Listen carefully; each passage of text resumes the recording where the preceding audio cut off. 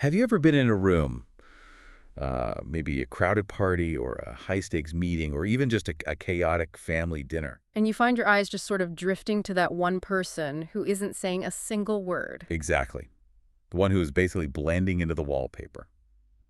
And society, or I guess our extrovert-obsessed culture, tends to make this very specific assumption about that person. Right, we assume they're shy. Right. Or checked out. Yeah. Or, quite frankly, that they just don't have anything interesting to contribute to the conversation. Which is such a dangerous assumption. I mean, we constantly equate volume with value. If you aren't broadcasting, you aren't processing. But in psychology, and certainly in the world of tactical intelligence, the quiet one is often the most powerful operator in the room. Because they aren't just sitting there zoned out, they're recording. Precisely. They're gathering data. They know who is lying. They know who is sleeping together. They know exactly where the leverage is. Silence isn't an absence of activity. It's a strategic hoarding of information. It acts as a shield to keep the world out, but also a weapon to be unsheathed when the timing is absolutely perfect. And that exact concept, silence as a weapon, is the absolute beating heart of the book we are taking a deep dive into today. We are cracking open Quiet Ones by the Queen of Angst herself, Penelope Douglas. Oh, a huge heavy hitter in the romance genre. Absolutely. This is book 3 in the Hellbent series. And for any of you listening who might be dipping your toe into this universe for the first time, or, maybe you're a diehard fan looking to analyze the finer details, we need to set the stage properly because the lore here is dense. It really is. Hellbent is a spin-off of Douglas's massive Follow-Away series, so we are dealing with a multi-generational saga here. The Follow-Away books followed a group of friends, Maddox, Jared, Jax, Juliet, navigating their own trauma and these really intense relationships. Hellbent shifts the lens to their children, the next generation. But Quiet Ones is kind of an outlier in the series structure, isn't it? It is, yeah. Usually these books focus squarely on the kids, the new crop of teenagers and young adults causing trouble. But this book focuses on a character who exists in the cracks between the generations. We're talking about Quinn Carruthers. And frankly, this story is a total genre bender. I mean, it's a dark romance, yes, but it's also a gritty, small-town mystery thriller with With a pretty heavy splash of urban legend horror mixed in. it really have everything. We have a forbidden romance that actually feels genuinely forbidden. We have a Green Street mystery involving a full-blown gang war. And we have a ghost story that, well, might not be a ghost story at all. And our mission for this deep dive today is to weave all those threads together for you. We want to explore how silence functions as a survival mechanism for Quinn. We'll dissect the incredibly complex relationship she has with Lucas Morrow, a man who is technically family, but also a complete stranger. And we definitely need to unravel the mystery of the Carnival Tower and the dead girl, Winslet McCreary, whose legacy basically haunts this entire narrative. So settle in, grab a coffee, or maybe something stronger, because the tension in this book is palpable right from the jump. We really need to start by setting the scene, because geography is destiny in a Penelope Douglas novel, and nowhere is that truer than in Shelburne Falls. Shelburne Falls is the absolute epitome of the haves. It's established wealth, it's old money, it's the kind of town where the lawns are manicured to the millimeter and the dirty secrets are just buried under very expensive landscaping. Right, it's the domain of the Carruthers and the Trents, the sort of royal families of this universe. Exactly. It feels incredibly safe on the surface, but right across the river you have the shadow world. Weston, or as the locals and the characters usually call it, Green Street. The contrast is jarring. If Shelburne Falls is the shiny, idyllic suburb, Green Street is the post-apocalyptic wasteland. It's a town that was essentially decimated by a flood decades ago. The infrastructure collapsed, the money left, and what remained was poverty, dilapidated buildings, and a massive power vacuum. A vacuum that was quickly filled by gangs, specifically the Green Street Gang. So the bridge connecting these two towns isn't just a road, it's a physical barrier. It's a literal line in the sand between safety and danger. And the characters in this book are constantly crossing that line. But let's talk about the character who feels like she doesn't really belong on either side of the river. Let's talk about Quinn. Quinn Carruthers is such a fascinating psychological case study. She is dealing with extreme displacement within her own family. We definitely have to break down the family tree a bit here because it explains all of her trauma. She's the daughter of Madoc, the very intense alpha male protagonist from the original series, but she was born much, much later than her half-siblings. Right. Her half-brothers, Jared and Madoc Jr., are more than 20 years older than her. They are grown men with their own lives when she's just a child. So they treat her with this protective, almost stifling paternal condescension. To them, she's always baby Quinn. Exactly. She's not a peer to them. She's a responsibility. But then you have the cousins Hawk, Hunter, Cade, Dylan. They are technically her nieces and nephews, but age-wise, they are her peers. They all grew up together. Yeah, she's literally in the same classroom as her nephew. It creates this bizarre identity crisis for her. The kids, Hawk, and the whole gang treat her like an aunt. There's a slight remove there. They love her, but she's technically authority. But then the adults treat her like a toddler. As she says in the text, she's still wondering where she fits. She is the ultimate middle child, even though she's technically the youngest of her generation. And how does she cope with this weird limbo? She becomes the good girl. It's the path of least resistance. She opens a bakery called Frosted. And just think about the symbolism there. Sugar, sweetness, heavy decoration on the outside. She presents herself as completely compliant, unproblematic, and quiet. She is the one person in the highly dramatic Carruthers family who never causes a scene. But that good girl persona is entirely a mask. It's a meticulously crafted disguise. And to understand why she wears it, we have to go back to the prologue. The prologue of Quiet Ones is arguably one of the most effective setups in the entire series. It takes us back 9 years. Quinn is a child, maybe 10 years old, at Camp Blackhawk. And the scene is so cinematic. The cousins are playing hide and seek, but Quinn isn't hiding behind a sofa or under a bed like a normal kid. No, she is physically climbed up into the false ceiling, into the actual rafters of the main lodge. Just picture that for a second. A little girl crawling through the dust and fiberglass insulation, hovering 10 feet above the floor in the pitch black. It's a perfect metaphor for her entire life. She prefers to be above it all, unseen, just observing. She says, I'm so close to them and they can't even see me. There's an undeniable safety in that invisibility. She's hiding because she knows the cousins are planning to steal ATVs. She doesn't want to be a snitch, but she also fiercely doesn't want to break the rules. So she just completely removes herself from the equation. But the real tragedy of the observer is that sometimes you see things you were never ever meant to see. Exactly. While she is up there in the dark, her father, Medoc, walks into the room below. But he's not alone. He's with his first wife, Madeline. And this isn't a happy little reunion. This is a visceral, incredibly painful argument. It's the raw dissection of a failed marriage. Quinn, at 10 years old, has to listen to the anatomy of her own existence. She hears Madeline screaming about the pain of being forgotten, the pain of Madoc running off to Quinn's mother. Madeline delivers this absolutely crushing line about Quinn's mother. She says she's going to get you at your best when he got you at your worst. Referring to Quinn getting the healed, stable version of Madoc. And then Madoc, in this moment of brutal, unguarded honesty, admits, I would have left you sooner. Oof. Just imagine being a child, clinging to a ceiling rafter, and realizing that your birth is the root cause of this woman's agony and your father's deep guilt. It totally shatters her. She realizes that her mere existence is a mistake, or at least a massive source of conflict. And right then and there, the quiet one is born. She decides that if she stays quiet, if she stays small, she won't remind them of the ugly past. She won't trigger the trauma, she just swallows the secret whole. She thinks she's entirely alone in that realization, but she isn't, because there is someone else in the room. Lucas Morrow. Let's bring Lucas into the picture. At this point in the flashback, he's 24. Lucas is a crucial figure in this family dynamic. He's an honorary Carruthers. He was a kid from the wrong side of the tracks who lost his dad, and Madoc took him in through the Big Brothers Big Sisters program. He basically grew up in Madoc's house. He's family in every way that counts, except for actual blood. So he's working on the lodge renovations during this scene. He looks up, he sees the ceiling tile move slightly, he sees the little girl hiding in the dark. And this is the moment. This is the anchor for the entire romance to come. He doesn't yell. He doesn't tell Madoc, hey, your kid is literally in the ceiling. He doesn't order her down. What does he do? He winks. A simple wink, but it means absolutely everything to her. It validates her entire strategy. He is communicating without a single word.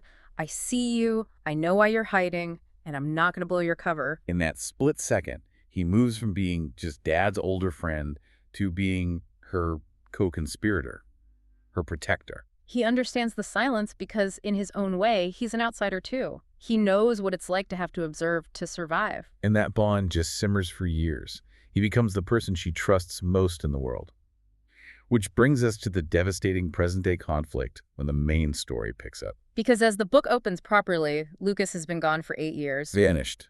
Totally ghosted the family. The family narrative is that Lucas abandoned them. They think he turned his back on Madoc after everything Madoc did for him, and Quinn is absolutely heartbroken by this. She feels like the one person who truly saw her just decided she wasn't worth sticking around for.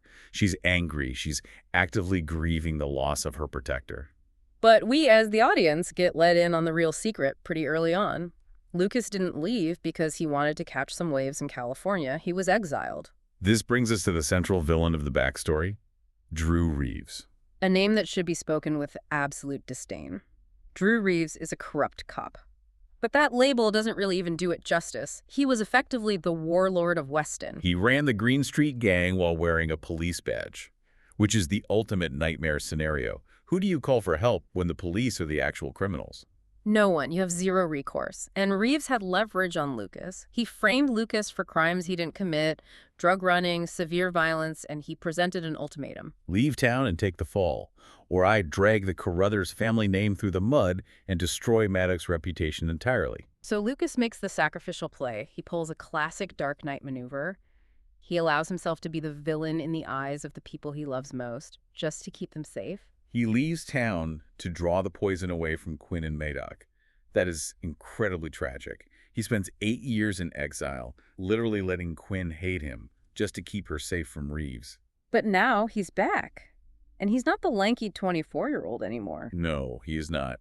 The description of Lucas upon his return is very vivid. He's in his mid-30s now. He's filled out. He's rougher. Quinn immediately notes the veins in his arms, the way his clothes fit his new build. He looks dangerous. He spent 8 long years hardening himself for this exact moment. He buys the old firehouse in town. He's basically setting up a fortress because he's back with a mission. He calls it cleaning house. He's tired of running. He wants to systematically dismantle the Green Street Gang and destroy Drew Reeves so he can finally live in Shelburne Falls openly. He wants to come home. But home is very complicated because Quinn is there. And this sets up the core romance dynamic for the book. We have the forbidden trope, but it's heavily layered with the age gap trope. It's a delicious mess. The family views Lucas as Uncle Lucas. To Madoc, he's a little brother. To the cousins, he's an authority figure. But Quinn is 22 now. She's a business owner. She's a grown adult. And she absolutely does not see him as an uncle. The tension really comes from that cognitive dissonance. The family sees a relative, but Quinn sees a lover. And Lucas sees the woman he's been waiting for all these years. There's a scene that captures this perfectly. It's early in the book, at the gym. Oh, the gym scene. For any listeners who haven't read the book, this is where the heat really starts to rise. It's a masterclass in nonverbal communication. Lucas is working out, hitting the heavy bag, lifting, sweating. Quinn is there too, but there are obstacles in the room, specifically 2 younger guys, Noah Vanderberg and Pharaoh Kelly. The local boys, they're circling Quinn. They're posturing, flirting, trying their best to impress the good girl. And Lucas is just watching. He doesn't storm over and yell, "Stay away from my girl." That would be way too loud, too obvious. Instead, he uses proximity. He physically inserts himself into the space. Right. He works out harder, closer to them. He radiates this intense territorial aggression that essentially scares the younger guys off without a single word being spoken. It's very primal. It's the silverback gorilla clearing the area. It really is. But then, once the threats are gone, the dynamic shifts completely. Quinn is standing there, flushed, angry, definitely attracted. The air is thick with 8 years of unsaid things between them. And what does he do? Does he confess his undying love right there? No. He grabs his water bottle and squirts her right in the face. It's so unexpectedly juvenile. It is, and that's exactly why it's brilliant writing. If he had just been the brooding alpha male, it would have been one note. But the water bottle, that's the Lucas who winked in the rafters. It breaks the tension. Yeah. It reminds her, hey, underneath this muscle and scar tissue, I'm still your best friend. It bridges the gap. It says, we can still play, but Quinn is really struggling. She has this internal monologue that is just heartbreaking. She thinks to herself, there has been a hole in every room you weren't in for the past 8 years. That line hits so hard, it really emphasizes the main theme of our deep dive today, the intimacy of silence. Exactly. The Carruthers family is incredibly loud. They yell, they fight, they laugh at the top of their lungs. But Quinn and Lucas don't need to fill the air. Their connection is entirely built on shared quiet. He knows she hides in the silence to survive, and he joins her in it. However, a romance of this scale needs serious obstacles, and we have plenty. Lucas is still keeping major secrets. He can't tell her why he left because he's still trying to protect her from Reeves. And Quinn is reaching her absolute breaking point. She is sick of being protected. She's sick of her brothers tracking her phone like she's a teenager. She's totally sick of the good girl cage. She desperately wants agency. So she makes a rebellious purchase. She buys a house of her own. And she doesn't buy a nice, sensible, safe condo near the bakery. She buys '01 Knock Hill. The address alone sounds ominous. '01 Knock Hill. It's a dilapidated, gothic nightmare of a house. It's isolated, it's incredibly creepy, and it turns out it's the epicenter of the town's darkest mystery. This is exactly where Quiet Ones pivots from a character drama to a full-blown thriller. Quinn moves in, and she starts discovering things immediately. First, she discovers the Carnival Tower. It's a secret room hidden in the architecture of the house. And in a rare moment of levity, she realizes her nephews, the cousins, have actually been breaking into this house for years to use the tower as a clubhouse. Which is classic outsider Quinn. She buys her own house, and her family is already inside, holding secret meetings she wasn't invited to. But the real secret isn't the cousins at all. It's the deep history of the house. It's directly connected to the legend of Winslet McCreary. We need to unpack the Winslet legend now because this is the spine of the mystery plot. So go back 20 years. Winslet McCreary was a girl from Weston, from the bag side of the tracks. During Rivalry Week, which is this chaotic annual tradition between the two towns, she just vanished. The town legend says she was involved with the Doran brothers, Manus and Deacon Doran. The ultimate bad boys of the previous generation. The story goes that there was a dangerous love triangle, things got violent, and Winslet went into the river. Her body was never found. The town basically wrote it off as a tragedy, turning it into a ghost story to scare kids. But then Quinn finds a journal hidden in the Carnival Tower. And it's not just a diary of teenage angst. It's a record of absolute terror. The handwriting is frantic. It contains phrases like falling, water, and took them from me. It's clearly written by someone who is actively being hunted. It instantly changes the town narrative from a tragic accident to an active murder cover-up. Or a violent abduction. Quinn realizes that Winslet didn't just vanish into the river. She was taken. She was hiding in that tower. And the creepiest part is that the threat starts bleeding into the present day. This is where I legitimately got goosebumps reading the book. Yeah. Strange things start happening to Quinn. It starts with technology. Someone begins leaving old, flip-style cell phones around for the family to find. Actual relics from 20 years ago. Just finding an old Nokia sitting around is weird enough, but then they actually ring. Quinn picks up one of these old phones, and the voice on the other end is Deacon Doran. The ghost. The legend himself. He's supposed to be long gone or just a total myth, but he's on the phone, and he's unnervingly calm. He tells her, effectively, I see you. I know you're in the house. That is such effective horror. It completely bridges the gap between the urban legend and reality. It confirms that the Doran brothers are back, and they are watching her every move. So Quinn is now fighting a war on two fronts. She has the psychological pressure of the ghosts in her house and the physical, immediate danger of the gang war outside. Let's get back to the Green Street conflict for a minute, because while Quinn is playing detective, Lucas is playing soldier. Lucas is executing his master plan. He's not just reacting to the gang, he's attacking them. We need to look at the antagonists here. We mentioned Drew Reeves, the corrupt cop, but there's also Hugo Navarre, the current street-level leader of the Green Street gang. And there's a total wild card in the mix, Pharaoh Kelly. Pharaoh is fascinating. We saw him earlier at the gym flirting with Quinn. He's young, he hangs out with the Carruthers cousins. He really seems like just one of the guys. Yeah. But he bears the mark. He has the Green Street tattoo, the word river with a line struck through it. He's a double agent. Or at least a deeply conflicted one. He represents the seduction of the gang life for the youth of Weston. Lucas knows this, so Lucas decides to take the fight directly to them.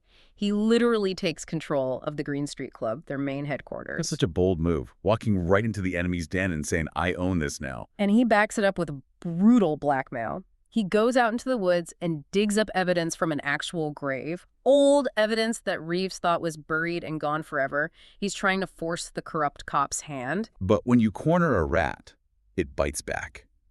Reeves and the gang stop following the established rules. There has always been an unspoken rule in these towns. You don't touch the women. The quiet ones are off limits. But the gang breaks that rule in spectacular fashion. The car chase sequence. This sequence is incredibly high octane. Quinn is in a car with Dylan and Arrow, her nieces. It's foggy, it's pitch dark, and suddenly a black Dodge appears out of nowhere. The exact same car that's been stalking her around town. It tries to run them off the road. It slams violently into them. The sensory details Douglas uses here are stifling. Yeah. The crunch of the metal, the spinning tires, the sheer disorientation. It's the terrifying moment Quinn realizes this isn't a game of intimidation anymore. They are actively trying to kill her. And it's the exact moment Lucas completely snaps. When he finds out they targeted Quinn, his strategy shifts from dismantle the gang to scorch the earth. He realizes he can't negotiate with Reeves. He has to end him. Which catapults us right into the climax. Yeah. Everything converges at the firehouse. Reeves makes his final, desperate play. He uses his police authority to arrest Lucas on completely trumped-up charges. It's a highly strategic move to clear the board. He locks Lucas in a cell so he can go after Quinn while she's unprotected. It's the classic horror movie setup. The strong protector is neutralized. The monster is coming straight for the girl. Reeves corners Quinn. He has a gun, he has the badge, and he has a lifetime of corruption he needs to protect. He's fully ready to kill her to keep his secrets buried in Weston. Quinn is terrified. She's backing away. It really looks like it's the end for her. And then the woods essentially come alive. This is the Deus Ex Machina moment, but it's one that has been earned by every single whisper of the legend throughout the entire book. A figure emerges from the trees, moving with a speed that shouldn't even be humanly possible. She doesn't scream, she doesn't give a villain monologue, she just streaks. She slits Reeves' throat. One single, clean cut. The villain drops dead. The massive threat is completely extinguished in a second. And then the figure turns. Quinn sees her face in the moonlight. She recognizes her from the old photos she found in the tower. It's Winslet McCreary, The dead girl. the girl who supposedly went into the river 20 years ago. Now, this is where we really need to pause and look at what Douglas is doing thematically here. Is she a literal ghost?